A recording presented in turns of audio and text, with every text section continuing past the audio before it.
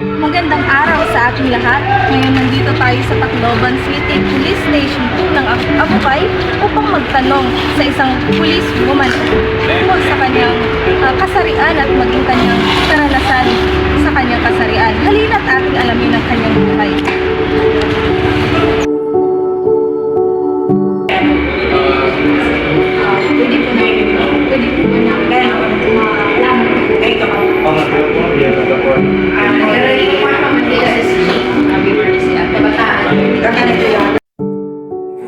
Siya ay isang policewoman. Hindi lang siya may angking talento, kundi taglay na rin ang lakas ng loob para labanan ng diskriminasyon sa lipunan. At tinutuon niya ang kanyang buhay para pagsilbihan ng bayan. Iba, bisan kami ng discrimination with regards to work, to opportunity. Tungkol kay may dahera strong mindset. And most of all man yan damo na ako dito mga tao na strong nagyapon ng mindset. So, whatever yung mga discrimination na na-receive, tungkol ng era gender, na-overcome lang yapit ng era. Bilang isang policewoman, ay miyembro rin siya ng organisasyon para maipaglaban ang karapatan ng kababaihan at ipagdiriwang ang kontribusyon at kabayanihan.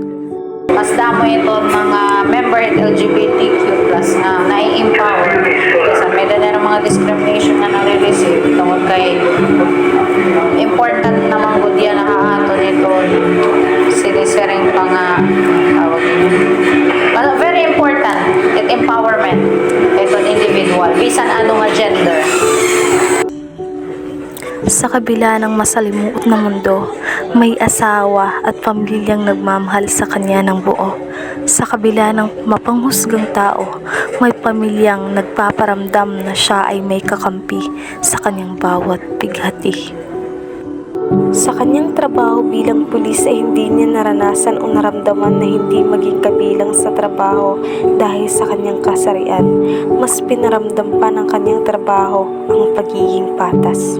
Bilang police officer, amon manggod sa reclamation to serve and protect the people. So, bisan hindi mo gender, mapabata kang palagas, mapapayod, mapapunggoy, mapakangaan pa man ito nila. We serve all equally. Hindi lamang siya nagsisilbi sa bayan, kundi ang kanyang talento ay ginagamit niya upang magpasaya. Kaya't sa kanyang trabaho ay naramdaman niya ang pagiging tanggap at komportable. Based ako 10 years ako sa PNP service, never ako maka-experience in discrimination as to the opportunity, training, promotion, whatsoever. Kasi among organization, we are treated equally. So if you are qualified for this position or for this designation, makukonsider ka para makuha ito na posisyon.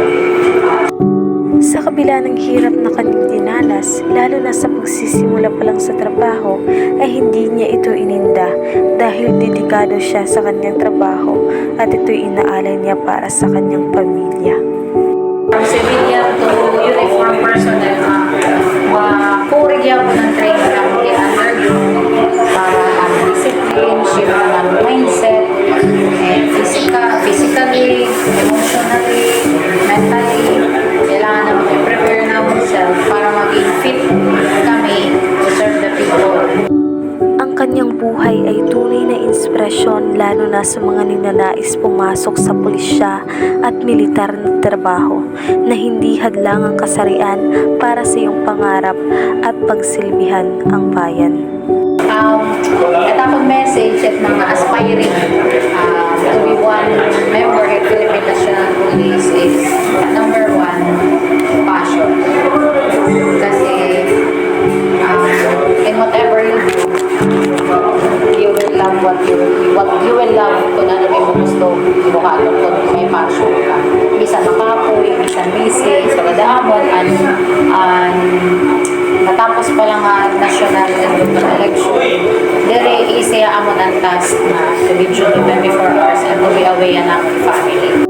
Tunay ngang ipinakita ni PSSG Ave Marisa Abella na na walang hadlang kahit ang diskriminasyon sa larangan ng trabaho, maging ito man ay pangpulisya o militar. Kahit anuman yung kasarian ay maaari kang maging daan para sa pag-usbong ng ekonomiya at lipunan. Sa kabila ng diskriminasyon ay ipinaliwanag niya na may mga taong handang tumanggap sa iyo sa trabaho kahit anuman ang iyong kasarian. Maging bukas lang yung puso't isipan at maging matiyaga para sa iyong pangarap. Tandaan, walang magagawa ang mapanghusgang mundo sa iyo. Bilang police woman ay nakatulong siya para sa ekonomiya, lalo na't pagsilbihan ang mamayan ng may tapang at lakas ng loob kahit sa kabila ng kanyang kasarian. Kaya saludo kami sa iyo, ma'am, at sa lahat ng mga policewoman. Kaya kayo ay inspirasyon upang lumaban sa mundo at hayaan ang mapanghusgang mundo para lamang makatulong sa ekonomiya at bayan.